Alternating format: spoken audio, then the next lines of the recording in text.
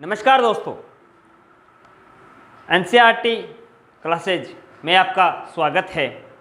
आज हम सामाजिक अध्ययन कक्षा 10 के बारे में जानेंगे। ठीक है, तो सबसे पहले मैं आप लोगों को बता देता हूं कि इसी साल से 10वीं व 12वीं का जो कह सकते हैं कि एनसीईआरटी पैटर्न लागू कर दिया गया है। इससे पहले जो है आपके आरबीएसई व सीबीएसई पैटर्न लागू होता था। ये कह सकते हैं कि आरबीएसई राजस्थान के अंदर आरबीएसई व सीबीएसई दो बोर्ड थे, परंतु अब क्या है कि सरकार ने क्या है कुछ नया किया है। सारा जो है कह सकते हो कि ऑल ओवर इंडिया में एक सिलेबस लागू कर दिए है, एक सिलेबस लागू कर दिए हैं समान शिक्षा नीति लागू के अंतर्गत। इसके अंदर क्या है एनसीईआरटी पैटर्न लागू कर दिया है। तो इसी के अंतर्गत आज हम इस क्लास में क्या है कि एनसीईआरटी पैटर्न जो लागू किया गया है सामाजिक अध्ययन में, उसके बारे में अपनी चर्चा करेंगे। ठीक है, तो आज हम एनसीईआरटी पैटर्न में चर्चा करेंगे और साथ साथ चर्चा करेंगे सामाजिक अध्ययन के अंदर। तो पहले क्या होता था, यानी कि आज से पहले की बात कर रहा हूँ मैं, जहाँ आपके क्या है कि जब आरबीएसई पैटर्न था या सीबीएसई पैटर्न था तो उस समय क्या है आपके सामाजिक अध्ययन की एक पुस्तक हुआ करती थी। यानी कि कह सकते हैं सिंपल भाषा में बोलूँ तो एक किताब होती थी, एक या ज़्यादा से ज़्यादा दो किताब। परंतु अब क्या है कि एनसीईआरटी पैटर्न लागू होने से काफ़ी कुछ बदलाव आएगा। क्या बदलाव आएगा? सबसे पहली बात तो ये है कि आपके जो है कि सिलेबस है वो बढ़ जाएगा। ठीक है, सिलेबस बढ़ जाएगा। सिलेबस क्या है कि जैसे कि आप देख सकते हो कि यहीं पे लगभग 4 किताबें लागू हो जाएंगी। ठीक है, तो अब सबसे पहले अपने इसके बारे में चर्चा करते हैं कि सर एनसीईआरटी जब सिलेबस लागू हुआ है तो सामाजिक अध्ययन के जब करेंगे अपने तो उसका अंदर क्या असर पड़ेगा और अपने को क्या क्या पढ़ना है। ये आप सभी को पता है कि पहले जो किताब होती थी वो एक किताब होती थी। एक किताब के अंतर्गत ही उसी के अंदर क्या होते थे लगभग 15 से 16 लेसन हुआ करते थे। 15, 16, 17, 18 इतने लेसन होते थे। उसमें क्या होता था एक ही किताब में 2 लेसन जो है 2 से 3 लेसन जो है जियोग्राफी यानी कि भूगोल के आगे, 2 से 3 लेसन जो है पॉलिटी कह सकते हैं राजनीति विज्ञान के आगे, 2 से 3 जो लेसन हैं वो है इकोनॉमिक्स के डाल देते थे या फिर कह सकते हो कि समाजशास्त्र के डाल देते थे। इस प्रकार से एक बुक के अंदर सारा समावेश कर देते थे। परंतु इस बार गवर्नमेंट ने क्या है कि कुछ अलग कर दिया है। इन्होंने क्या है कि सभी विषय की एक अलग अलग किताबें बना दी हैं। तो चलिए अपने इस बारे में चर्चा करते हैं कि आपके जो है एनसीईआरटी पैटर्न में जो किताबें लागू हुई है कौन सी किताब का क्या नाम है और उस किताब के अंदर कितने लेसन हैं। ठीक है, तो सबसे पहले अपने बात करते हैं समकालीन भारत की। एक किताब का नाम है आपके समकालीन भारत। तो इसके अंदर जो है इसके अंदर आपके लगभग 7 अध्याय हैं, बोले तो मैं 7 लेसन हैं, जिसके अंदर ये सिंपल भाषा में बोलूँ तो एक जियोग्राफी यानी कि भूगोल की किताब है। इसके अंदर पहला जो है आपके देखिए संसाधन व विकास, पहला चैप्टर है संसाधन व विकास। सेकंड है आपके वन्य जीव संसाधन। नंबर 3 पे है जल संसाधन। नंबर 4 है कृषि यानी कि एग्रीकल्चर। नंबर 5 है खनिज ऊर्जा संसाधन। नंबर 6 पे है विनिर्माण उद्योग और नंबर 7 है राष्ट्रीय अर्थव्यवस्था की जीवन रेखाएं। ठीक है, तो ये जो पहली जो किताब है आपके ये है समकालीन भारत। समकालीन भारत में अगर मैं बात करूं तो आपके क्या है 7 लेसन हैं। मैं दोबारा बता देता हूं आपको, संसाधन विकास, वन्य जीव संसाधन, जल संसाधन, कृषि यानी कि एग्रीकल्चर, खनिज एवं ऊर्जा संसाधन, विनिर्माण उद्योग, राष्ट्रीय अर्थव्यवस्था की जीवन रेखाएं, यानी कि सारे के सारे जियोग्राफी भूगोल से संबंधित चैप्टर हैं जो हम क्या है कक्षा 10 एनसीईआरटी पैटर्न में पढ़ेंगे। उसके बाद में हम सेकंड बुक की बात करते हैं जो है आपके आर्थिक विकास की समझ। आर्थिक विकास की समझ जो एक किताब है इसके अंदर आपके 5 लेसन हैं। देखो यहाँ पे आर्थिक शब्द है तो आर्थिक शब्द से आपको पता चल गया होगा कि आर्थिक बोले तो अर्थव्यवस्था यानी कि इकोनॉमिक्स। ये सारे के सारे चैप्टर अर्थव्यवस्था यानी कि इकोनॉमिक्स से जुड़े हुए हैं। तो पहला है इसका विकास, सेकंड है भारतीय अर्थव्यवस्था के क्षेत्र, नंबर 3 है मुद्रा एवं साख, नंबर 4 है वैश्वीकरण ग्लोबलाइजेशन भारतीय अर्थव्यवस्था। यानी कि 1990 का दौर याद कीजिए जब वित्त मंत्री हमारे कौन थे, मनमोहन सिंह थे, और उससे हमारे देश में क्या आर्थिक व्यवस्था अच्छी नहीं थी, हमारे देश की पूरी दुनिया की अर्थव्यवस्था बिगड़ गई थी। तो उस चीज़ का क्या असर पड़ेगा ये अपने यहाँ पर जानेंगे।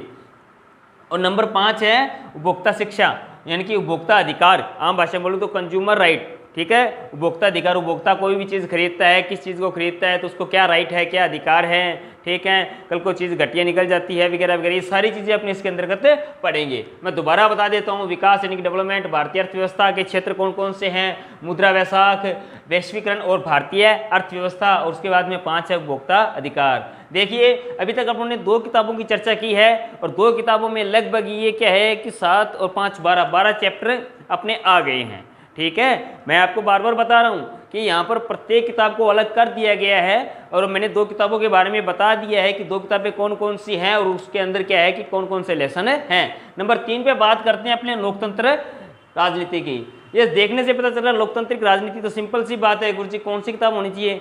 सर ये पॉलिटी की किताब है। पॉलिटी बोले तो पॉलिटिकल राजनीति विज्ञान की, जैसे भी लिखा भी हुआ है लोकतंत्र राजनीति। ठीक है, इसके अंदर क्या है? सत्ता की साझेदारी। नंबर 1 पे है सत्ता की साझेदारी। नंबर 2 है संघवाद। संघवाद यानी कि राज्यों का संघ है, संघ यानी कि भारत एक संघ ही एक तरीके से। ठीक है, लोकतंत्र विविधता कह सकते हो कि डेमोक्रेसी, भारत एक डेमोक्रेटिक देश है और उसकी जो विविधता क्या क्या है इसके बारे में इस लेसन के अंदर बताया हुआ है। नंबर 4 पे आपके जाति धर्म व लैंगिक मसले। ठीक है, ये सबसे बड़ी समस्या हमारे आए दिन जात पात के नाम पे लोग लड़ते रहते हैं, धर्म के नाम पे लड़ते हैं, वह लिंगानुपात या लैंगिक भेदभाव भी बहुत ज़्यादा होते हैं। तो ये काफ़ी अच्छा लेसन है, जब अपने ये लेसन ये बुक पढ़ेंगे तब इस लेसन को पढ़ेंगे और काफ़ी अच्छे टॉपिक है। ठीक है, उसके बाद है जन संघर्ष और आंदोलन। ये भी काफ़ी अच्छा टॉपिक है, जन संघर्ष और आंदोलन। इसके अंतर्गत क्या है कि हमारे जो आंदोलन हुए हैं, कौन कौन से आंदोलन हुए हैं, किस कारण से हुए हैं, जैसे कि अभी किसान आंदोलन चल रहा है ट्रेडिंग में, तो इस प्रकार से इन आंदोलनों के कारण ठीक है उसके क्या इफेक्ट है इनके बारे में जानने का प्रयास करेंगे। और उसके बाद में लास्ट 6 पे है आपके राजनीतिक दल। राजनीति बोले तो हमारे यहाँ पे जितने भी दल है राजनीति के अंदर, जैसे कि बीजेपी है, कांग्रेस है, आम आदमी पार्टी है, अकाली दल है, ठीक है, सारे के सारे दल है, दलों की क्या भूमिका होती है, राजनीति पर किस प्रकार से असर डालते हैं वगैरह वगैरह, इसके बारे में जानने का प्रयास करेंगे। और नंबर 7 पे है लोकतंत्र के परिणाम। लोकतंत्र के परिणाम यानी कि जो डेमोक्रेसी है उसके क्या रिजल्ट मिलता है हमें, ठीक है, अच्छा मिलता है, बुरा मिलता है, कल को किस पार्टी के जीतने पे क्या असर होता है वगैरह वगैरह, ये सब लोकतंत्र के परिणाम। अगर लोकतंत्र ना हो तो क्या असर पड़ेगा, इस चीज़ को क्या है कि इस चैप्टर में जानेंगे। नंबर 8 पे आपके जो लास्ट लेसन है लोकतंत्र के चुनौतियाँ। लोकतंत्र के आखिरकार लोकतंत्र को कौन कौन सी चुनौतियों का सामना करना पड़ता है, लोकतंत्र की क्या सबसे बड़ी समस्या क्या है, कमियाँ क्या हैं, ये सब चीज़ें अपने जानने का प्रयास करेंगे। इस प्रकार से मैं दोबारा बता देता हूँ, सत्ता की साझेदारी, नंबर 2 पे संघवाद, नंबर 3 पे लोकतंत्र विविधता, नंबर 4 जाति धर्म व लैंगिक मसले, नंबर 5 है जनसंघर्ष और आंदोलन, नंबर 6 पे राजनीति दल के लोकतंत्र ठीक है, नंबर 7 लोकतंत्र के परिणाम, नंबर 8 है लोकतंत्र के चुनौतियाँ। ये 8 हो गए। ठीक है, तो ध्यान दीजिएगा आपके 7, 5, 12, 12 और 8 है 20, यानी कि अभी तक 20 यानी कि एक किताब पढ़ी है अभी और 20 लेसन हो चुके हैं। जबकि क्या होता था पहले जो आरबीसी पैटर्न था उसके अंदर सिर्फ आपके 15-16 ज़्यादा से ज़्यादा 18 लेसन होते थे और एक किताब होती थी, एक या 2 किताब होती थी, उसके अंदर क्या ज़्यादा से ज़्यादा 15 से 18 लेसन होते थे। परंतु अभी देखो 3 किताबें हो चुकी है और उसमें 20 लेसन हो चुके हैं और अभी तो एक किताब और बकाया पड़ी है हमारी। तो अपनी लास्ट किताब की चर्चा करते हैं, वो कौन सी है? भारत और समकालीन विश्व। भारत और समकालीन विश्व। जब इस किताब की चर्चा करते हैं तो ये क्या है, देखो ये कह सकता हूँ मैं, ये जो किताब है लगभग आपके जो है वर्ल्ड यानी कि जो दुनिया है, दुनिया की इकोनॉमी कह सकते हो, दुनिया की जो है पॉलिटी कह सकते हो, अर्थव्यवस्था, राजनीति व्यवस्था, इस सब चीज़ों के बारे में आपको बताएगी। ठीक है, इसके बारे में सबसे पहले अपने जानते हैं ये उद्योग यूरोप जो है, यूरोप में राष्ट्रवाद का उदय। ठीक है, यूरोप जो है, यूरोप में राष्ट्रवाद का उदय क्या हुआ, राष्ट्रवाद के बारे में आप अच्छे से जानते हो। राष्ट्रवाद क्या होती है? देशभक्ति जो होती है वही राष्ट्रवाद होती है एक तरीके से। तो यूरोप में राष्ट्रवाद का उदय कब हुआ, किस कारण से हुए, इसके क्या परिणाम हुए, इस लेसन में जानेंगे। आखिरकार भारत में राष्ट्रवाद कब हुआ? ठीक है, देखो इंपॉर्टेंट है, भारत में राष्ट्रवाद कब हुआ और उसके क्या परिणाम हुए। नंबर 3 है भूमंडलीकरण, विश्व का बनना। भूमंडलीकरण यानी कि पूरी दुनिया जब इकट्ठा हुई थी, किस कारण से हुई थी, इसको ग्लोबलाइजेशन कहते हैं। क्या बोलते हैं? ग्लोबलाइजेशन। इसके बारे में इस चैप्टर को पढ़ेंगे, विश्व का बनना। नंबर 4 है औद्योगिकरण। औद्योगिकरण की शुरुआत हमारे देश में कब हुई थी या पूरी दुनिया में औद्योगिकरण की शुरुआत कब हुई थी, इस चीज़ को अपने इस लेसन में पढ़ेंगे। नंबर 5 है मुद्रण संस्कृति। मुद्रण संस्कृति बोले तो प्रिंटेड कल्चर। ठीक है, प्रिंटेड कल्चर बोले तो जैसे कि मुद्रण संस्कृति, आज पहले मुद्रण संस्कृति से पहले दूसरी संस्कृति थी, जैसे कि मैं बताऊं, क्योंकि पहले जो हाथों से लिखी जाती थी प्रिंटेड नहीं था, जो है कि जैसे कि किताबें छापने की व्यवस्था नहीं थी, अखबार छापने की व्यवस्था नहीं थी। धीरे धीरे क्या है कि समय बदला और किताबें, अखबार, बुक्स वगैरह ये चीज़ें ये छपने लग गई, तो इसको बोलते हैं मुद्रण संस्कृति। और आधुनिक दुनिया यानी कि मुद्रक संस्कृति, यानी कह सकते हो कि प्रिंटेड कल्चर का आज की दुनिया पर क्या असर पड़ा है। ठीक है, तो ये चीज़ अपने जानने का प्रयास करेंगे। दोबारा बता देता हूँ मैं, भारत और समकालीन विश्व भी आपकी चौथी किताब है। इसके अंदर यूरोप में राष्ट्रवाद का उदय सेकंड है आपके लेसन, इसी में चैप्टर कह सकते हो भारत में राष्ट्रवाद। नंबर 3 है भूमंडलीकृत विश्व का बनना। नंबर 4 है औद्योगिकरण का युग। नंबर 5 है मुद्रण संस्कृति और आधुनिक दुनिया। ठीक है, ये तो बात रह गई आपके इन सभी चीज़ों की। अब जो मैं चीज़ें आपको बताने चाह रहा हूँ, क्योंकि एनसीईआरटी पैटर्न लागू हो गया है आपके, तो आपको एनसीईआरटी पैटर्न ही पढ़ना पड़ेगा। ठीक है, बुकें हैं जो चेंज हो चुकी हैं, कई बच्चे को कि ये अभी तक दिमाग में नहीं होगा और मैं उनके बात ही समझा देता हूँ। जो बच्चे 10वीं में आए हैं, 9th से 10वीं में आए हैं, उन बच्चों को ये एनसीईआरटी पैटर्न ही पढ़ना पड़ेगा।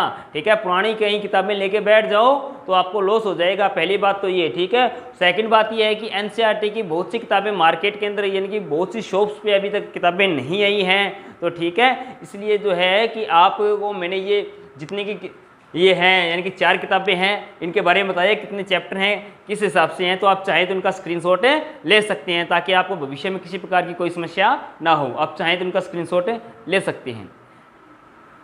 ठीक है, तो अभी मैं आपको जो बताना चाह रहा हूँ अभी, तो सबसे बड़ी समस्या क्या है कि सबसे बड़ी समस्या ये है कि अभी आपके स्कूल ओपन नहीं हो रहे। ठीक है, और मुझे लगता ही नहीं जिस प्रकार के हालात हैं, हालांकि कोरोना की स्थिति जो है कंट्रोल में है, पर मुझे नहीं लगता कि सरकार अभी रिस्क लेगी स्कूल को खोलने का।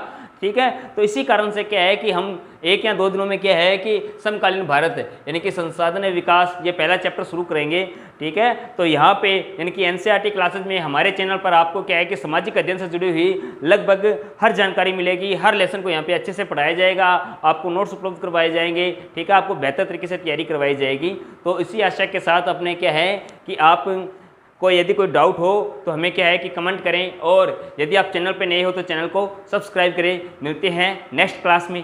जय हिंद, जय भारत।